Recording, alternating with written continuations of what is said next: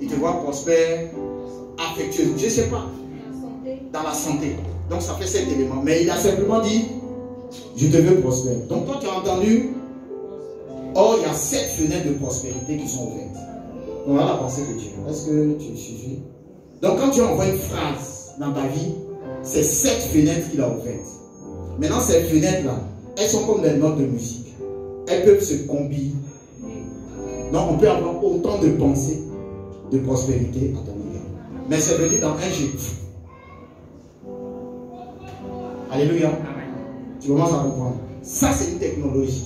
Et c'est avec cette technologie qu'on parle des dons, les choses, les rayons ultraviolets, les infrarouges, les ceci, cela. Avec ça, on a beaucoup d'aspects dans la médecine. On peut découvrir beaucoup d'aspects. On peut voir des choses cachées. Quand les soldats vont en guerre, ils ont des armes qui leur permettent de voir dans le noir, comme s'ils voyaient dans le jour. Ça, c'est la lumière. C'est les effets de la lumière. Dans la lumière, il y a 2 éléments, la réflexion, la réfraction. On va s'arrêter là. On va s'arrêter là. Mais est-ce que tu comprends que si Dieu te dit un mot, je t'aime, ça fait 7 départements qu'il ouvre. Mais en une fraction de seconde, il a ouvert 7 départements. Maintenant, en une fraction de seconde, il multiplie les 7 départements. Donc, si tu as répété je t'aime pendant un mois, il a ouvert combien de fenêtres? Pendant un jour, il a ouvert combien de fenêtres? On a dit que le cœur peut battre 100 000 battements par seconde, par minute, par jour. Donc, autant le cœur bat, autant Dieu pense avec toi. Et autant une pensée peut développer puissance 7.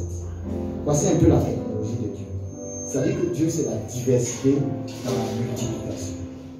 Donc, il y a ton voisin, ne sois pas limité. Ça, c'est la première. Deuxième, les arbres. Dis à ton voisin les arbres. Les arbres.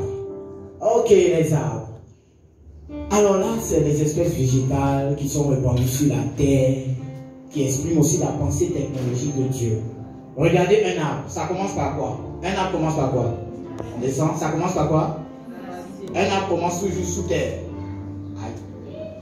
Donc ça commence par les racines. Après les racines. Mais avant les racines, même il y a quoi? C'est la graine. Après la graine, ça germe. Après, germe les racines. Après les racines, la tige ou le tronc. La tige d'abord. Et puis après maintenant, ça commence à créer des branches. Et puis au fur et à mesure que les branches se développent, le tronc devient solide. Voici un exemple de technologie de Dieu. Quand Dieu envoie une pensée, elle se développe comme un arbre. Alors on a essayé de résumer ici. Donc l'arbre c'est quoi? Croissance, diffusion, diversité, multiplication. Regardez ici. Voilà comment un arbre fonctionne.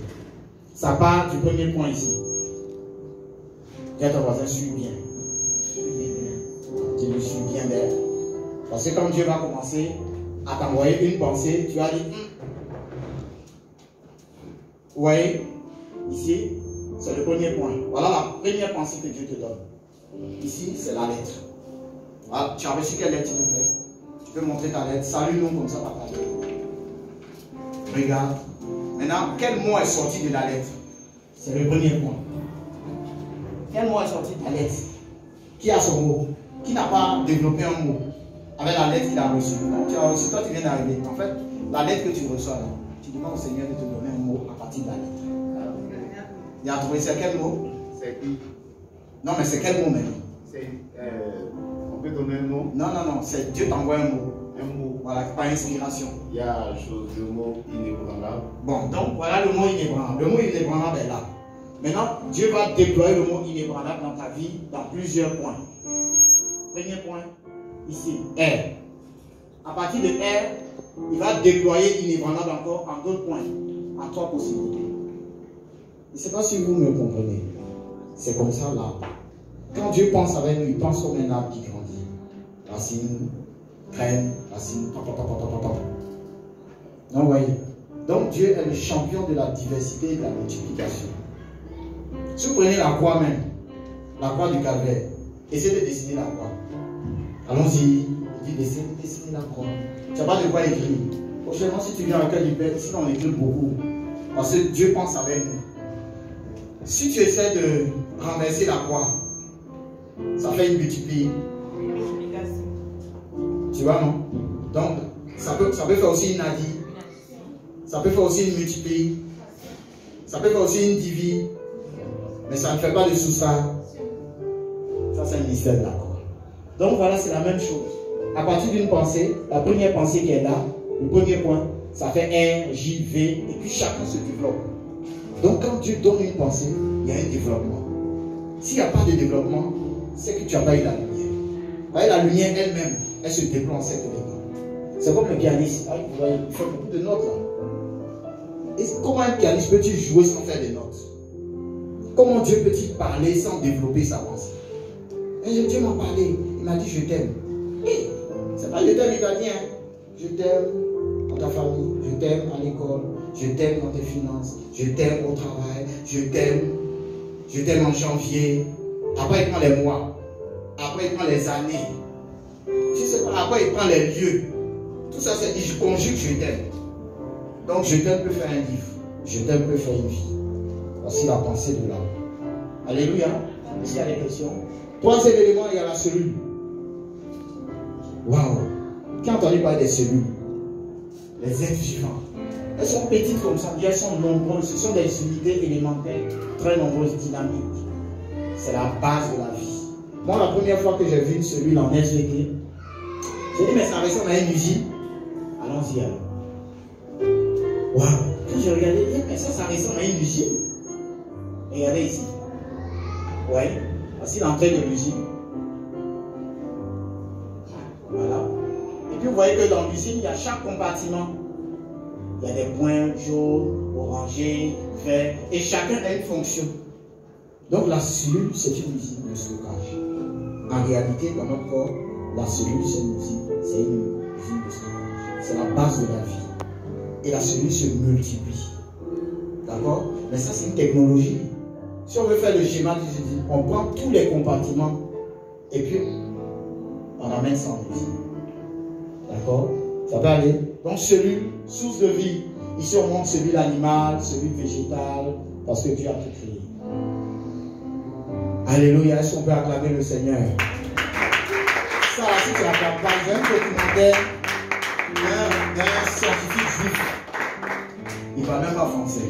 Il travaille sur un microscope électronique qui va jusqu'à 100 millions, c'est sur Internet. Et il a dit qu'il a commencé à étudier l'ADN. Vous voyez oh, c'est beau ça. Vous voyez les petites ramifications. Là, j'ai des problèmes de contrôle. Il a commencé à étudier l'ADN. Il a commencé à étudier ces points. Et donc, qu'est-ce que l'ADN? C'est une unité de base de la vie, de stockage des informations. L'ADN, c'est la carte d'identité d'un homme à l'échelle microscopique. Donc, nous avons des CNI, non? Mais Dieu a mis des CNI dans notre corps. Avec notre ADN, on peut retrouver nos parents, on peut soigner nos parents dans le futur, on peut s'inspirer, on peut connaître les maladies du passé. Donc, c'est une bibliothèque. Ou bien encore en informatique, on m'a dit, c'est une zone de stockage. Oui, ça, c'est pas la technologie, ça. La technologie, elle est dans la nature, tranquillement. Et puis, le savant juif, il a commencé à étudier où est les ramifications. Chez les juifs, l'alphabet correspond à des lettres. Donc il a remarqué qu'il y a des zones de... Vous voyez les points là, ça se coupe. Donc à chaque fois que ça se coupe, c'est tous les 10. Quand on compte 10, ça se coupe. Après les 10, tous les 5, ça se coupe. Après les 5, tous les 6, ça se coupe. Après les 6, tous les 5, ça se coupe. En hébreu, 10, 5, 6, 5, on remplace par des lettres, c'est écrit le nom de Dieu. C'est Yahweh. YHWV. Et bien, dans le corps humain, Dieu a mis sa signature dans la plus petite cellule de base de l'être humain. Et il y a un psaume qui dit, j'ai écrit mon nom sur toi et tu auras une renommée. Il a découvert ça, il dit, mais c'est pas possible. Voilà la plus grande technologie qui existe. Et vous aurez dû dire Alléluia. On va voir que c'est quelque chose de... J'arrive pas, je ne vais pas dire le mot pour l'instant. Je vous laisse découvrir pour l'instant. Voilà une autre technologie encore. Ça, c'est la plus parfaite. Ça, on a étudié avec une église. La nuit, le frère a vu un cafard et puis il a eu peur. Alors, les insectes sont les représentants de la technologie sur la Terre. D'ailleurs, si tu veux étudier la technologie plus machine, va étudier les insectes. Tu prends une mouche, c'est de la technologie. Tu prends un cafard, c'est de la technologie. Tu prends des poissons, c'est des sous-marins. Il y a sous-marin nucléaire, il y a sous-marin typique, sous-marin quoi. Les formes de poissons, c'est avec ça que les hommes ont, je laisse le mot, transposé. Donc ici, avec ces formes-là, si vous regardez dans les films du futur,